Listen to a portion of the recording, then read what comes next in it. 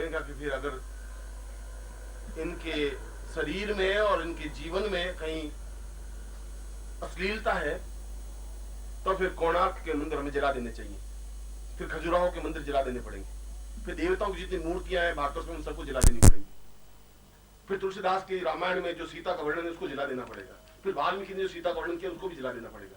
अश्लीलता कहाँ है? फिर अश्लीलता तो निर्माण की आपकी आंख में तुम उसमें गड़बड़ देख रहे हो, कहाँ गड़बड़ है? कौन सी न्यूनता आ गई? नृत्य में कहां सी कमी आ गई? ऐसा जवाब किसी ने दिया नहीं था। और मैंने कहा ज्यादा से ज्यादा रवाना कर देंगे, बाहर चले जाए। नहीं सिद्धाश्रम, नहीं सिद्धाश्रम से कोई जिंदगी तो नहीं पार हो जाएगी। उनका कि आपने इनको कहा, मैंने कहा, और मैंने इसलिए कहा था कि ये नृत्य जीवन का एक आवश्यक तत्व है, और उर्वशी और रंभा, मेनका और अप्सराएं भी जीवन का एक आवश्यक तत्व है। अगर आपको कोई श्लीलता अश्लीलता दिखाई दे तो आपकी आंख में जरूर हो सकती है, इनकी आंखों में कहीं कुछ नहीं है, इनकी आंखों में कोई न्यूनता नहीं है, कमी नहीं है। उसके बाद में एक चिंतन बना नृत्य का, गंधर्व का, संगीत का, भावनाओं का, और ये सारी बात और पृष्ठभूमि आपके सामने स्पष्ट करने के पीछे मेरा मकसद और मंतव्य यह था कि अप्सरा साधना करना भी उतना ही जीवन का एक आवश्यक तत्व और धर्म है जितना कि हम किसी देवता की साधना करें। वह देवता की साधना अलग रूप में की जाएगी, अप्सरा की साधना अलग रूप में की जाएगी। उसके लिए भी आपका एक सजग और प्रखर व्यक्तित्व होना चाहिए, और यदि आपके पास पुरुषत्व है, यदि आपके पास क्षमता है, यदि आपके पास जीवन शक्ति है, तो निश्चय ही आप साधना में सिद्धि प्राप्त कर सकते हैं। क्योंकि सिद्धि प्राप्त करने के लिए आप में एक बल होना चाहिए, साहस होना चाहिए, दृढ़ता होनी चाहिए, को यौवन अवस्था में परिवर्तित कर सकते हैं। जब च्यवन ऋषि ने बहुत वृद्ध हो गया, जर्जर हो गया, पुत्र हुआ नहीं, और शरीर के सारे रोम सफेद हो गए, तो ब्रह्मा ने स्वयं च्यवन को कहा कि तुम्हें अप्सरा साधना करनी चाहिए, क्योंकि इस वृद्धावस्था को यौवनावस्था में बदलने के लिए और कोई देवता सहायक हो ही नहीं सकता। और च्यवन ने स्वर्ण देव अप्सरा साधना की और करके और पूर्ण यौवनवान प्राप्त किया, जिसको तुम च्यवनप्राश, जिन्होंने आगे जाकर के वेद की कई ग्रंथ रचनाएं की। ये तो तुम्हारे और मेरे एक बीच में एक एग्रीमेंट है, तुम्हारे मेरे बीच में एक संबंध है, और वह संबंध भावनाओं का है, हृदय का है, चिंतन का है, विचार का है। क्योंकि तुम मेरे शिष्य हो और मैं तुम्हारा गुरु हूं, तो मैं तुम्हारे प्रत्येक क्षण को जीवंतता दे सकूं, प्रत्येक क्षण को आनंद तृप्ति दे सकूं, पूर्णता दे सकूं। और ये पूर्णता और तृप्ति केवल देवताओं की साधना से सब कुछ नहीं मिल सकता, लक्ष्मी से सब कुछ नहीं हो सकता। मैंने अभी तुम्हें उदाहरण दिया कि लक्ष्मी से आनंद की अनुभूति नहीं हो सकती। तुम्हारे पास लक्ष्मी है, उससे तुम्हें नींद नहीं आ सकती, कोई जरूर नहीं नींद आ गई, तुम्हें भूख नहीं लग सकती, उससे अच्छे वस्त्र खरीदे जा सकते हैं, अच्छे मकान तो बनाए जा सकते हैं, जीवन का आनंद प्राप्त नहीं हो सकता। जीवन का आनंद तो जिसके साथ 2 मिनट बैठ करके बात करने में आनंद की अनुभूति होती हो, आनंद की अनुभूति होती है। किसी को आनंद रेडियो सुनने से आता है, किसी को टेलीविजन देखने से आता है, किसी को हिमालय में घूमने से आनंद आता है, किसी को काव्य ग्रंथ पढ़ने से आनंद की अनुभूति होती है। ये तो अलग अलग आनंद की अनुभूतियां हैं, मगर जीवन का हृदय पक्ष खुलना चाहिए। और यदि हृदय पक्ष खुलता नहीं है तो तुम्हारा जीवन एक लाश की तरह है, जिसको तुम कंधे पर ढोए हुए शमशान की तरफ एक मिनट के लिए जा रहे हो। हर क्षण तुम्हारा एक पद मृत्यु की तरफ बढ़ रहा है, प्रत्येक पद। अभी 2000 पद बाकी थे, तो अब निंदता को सुंदरता कहने में कोई संकोच नहीं है। हम इसलिए नहीं कहते कि लोग क्या कहेंगे और क्या हो जाएगा। संकोच तुम्हारा खुद का है, क्योंकि तुम्हारे हृदय के दरवाजे बंद है, उसमें विकसित है ही नहीं, उसमें खुलापन नहीं है।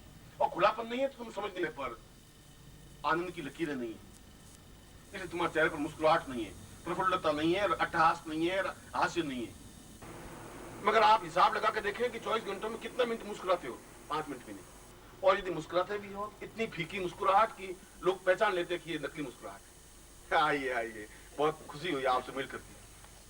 खींच खांच करके आंखों को, नाक और गाल को खींच करके मुस्कुराहट बिखेर भी दोगे तो आधे सेकंड की होगी, वापस चेहरा वैसा वैसा बन जाएगा जैसा था ओरिजिनल।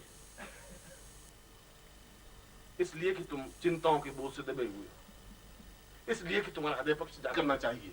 पहली बार पढ़ा रहा हूं कि तुम्हारे चेहरे पर मुस्कुराहट होनी चाहिए, पहली बार पढ़ा रहा हूं कि तुम्हें इस गंगा में डुबकी लगानी चाहिए, इसलिए कि उस डुबकी लगा करके बाहर जब निकलोगे तो तुम्हारे हाथ मोतियों से भरे हुए होंगे। समुद्र में जो डुबकी लगा सकता है वो मोती लेकर के बाहर निकल सकता है। किनारों पर बैठा हुआ व्यक्ति मर सकता है, घोंगे चुन सकता है, कीड़े मकोड़े चुन सकता है, मछलियां चुन सकता है, मोती प्राप्त नहीं कर सकता। मोती प्राप्त करने के लिए समुद्र के बीच में कूदना ही पड़ेगा, और जो कूद जाता है वह जीवन में सब कुछ प्राप्त कर लेता है।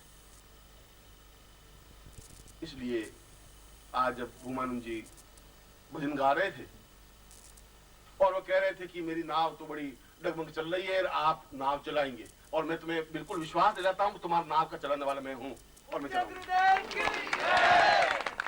तुम्हारा नाव डगमग होने दूंगा नहीं।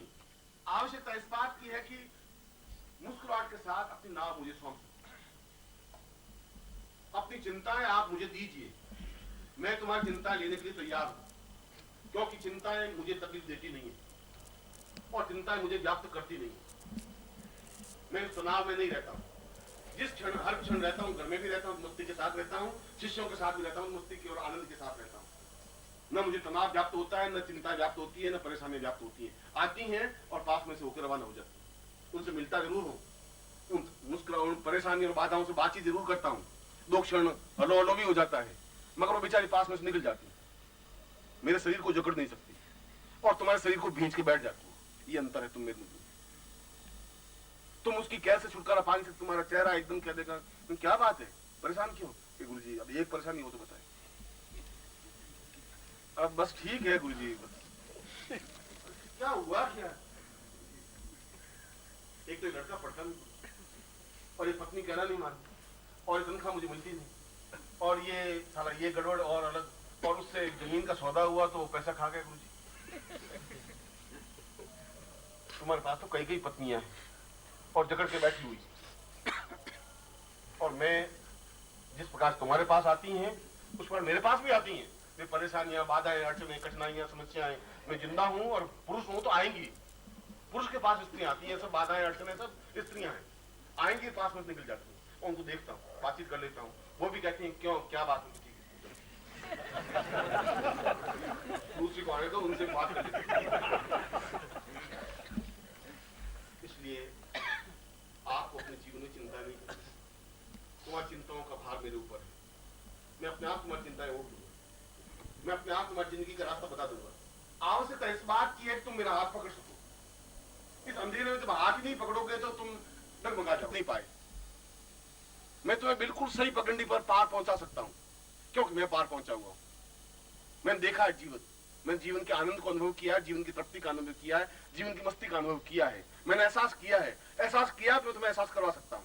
अगर मैं प्रसन्न मुद्रा में रहता हूं तो मैं तुम्हें प्रसन्नता दे सकता हूं, और अगर मैं हास्य में रह सकता हूं तो तुम्हें भी हास्य में दे सकता हूं, और मैं संपन्नता में जिंदा रह सकता हूं तो तुम्हें भी संपन्नता दे सकता हूं, क्योंकि मेरे पास ये सब कुछ है और मैं तुम्हें दे सकता हूं। आवश्यकता इस बात की है कि तुम पूर्ण रूप से अपने आप को सौंप सको। जब तुम सौंप ही नहीं सको, जब तुम अपने आप को खेचे हुए रहोगे तो मैं तुम्हें कुछ नहीं दे सकता। जब तुम अपने हृदय में मुझे स्थापित कर ही नहीं सकते तो मैं तुम्हें कुछ प्रदान कर ही नहीं सकता। फिर मेरा प्रसन्नता, मेरा आह्लाद, मेरी खुशी, मेरी छलछलाहट तुम्हारी जिंदगी में आ ही नहीं सकती। और इसीलिए मैं कहता हूं कि जिस दिन तुम्हारा हृदय पक्ष जागृत होगा उस दिन पहली बार तुम गुरु के दर्शन कर सकोगे, पहली बार उस समय कर सकोगे। अभी कर नहीं पा रहे हो।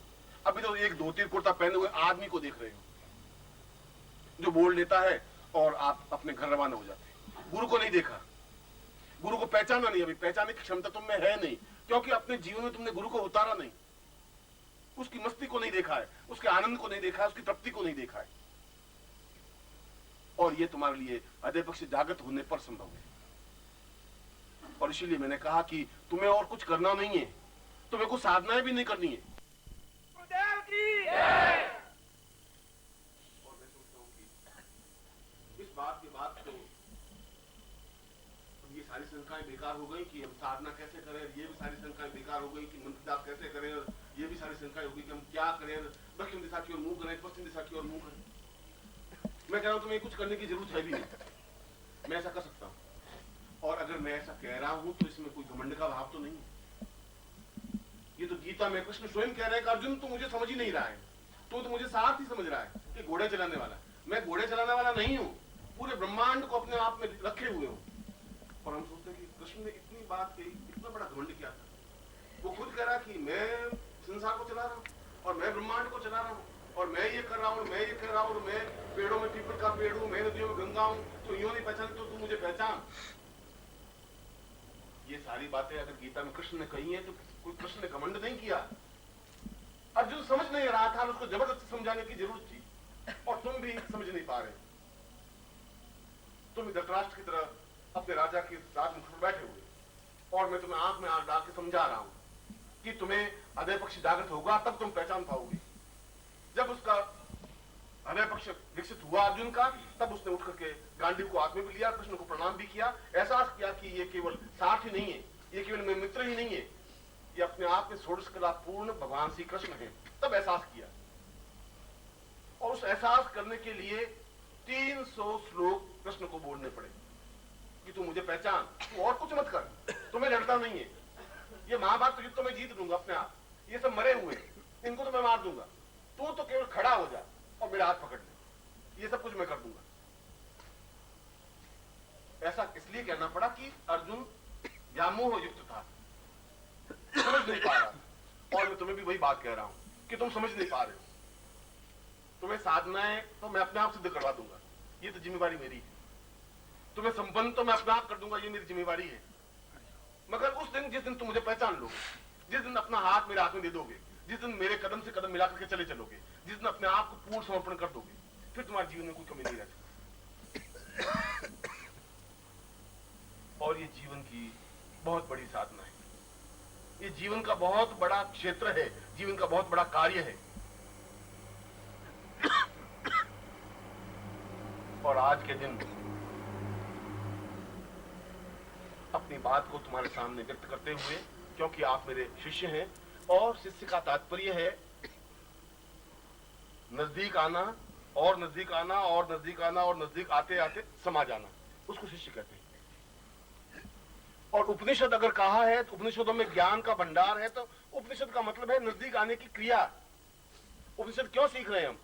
कि हम कैसे गुरु के नजदीक जा सकें, कितना नजदीक जा सकें, इतना नजदीक कि उसमें अपने आप को समा दें, डुबो दें।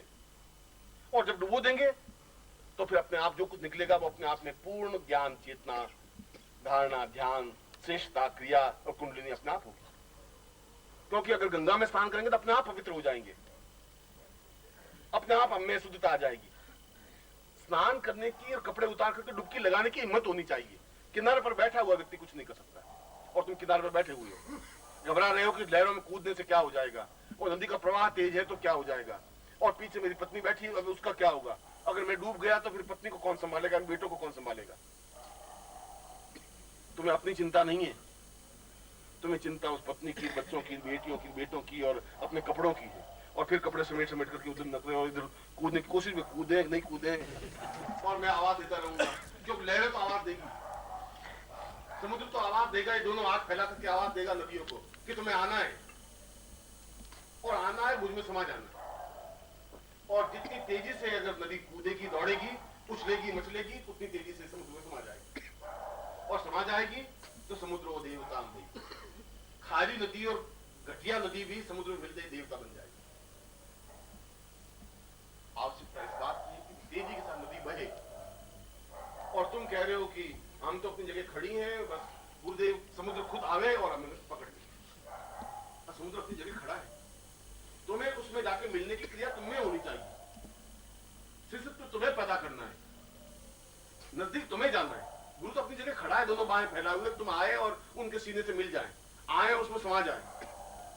गुरु तो सैकड़ों बार चिल्ला रहा है, इस जन्म से नहीं, पिछले जन्म से भी, उससे पिछले जन्म से भी।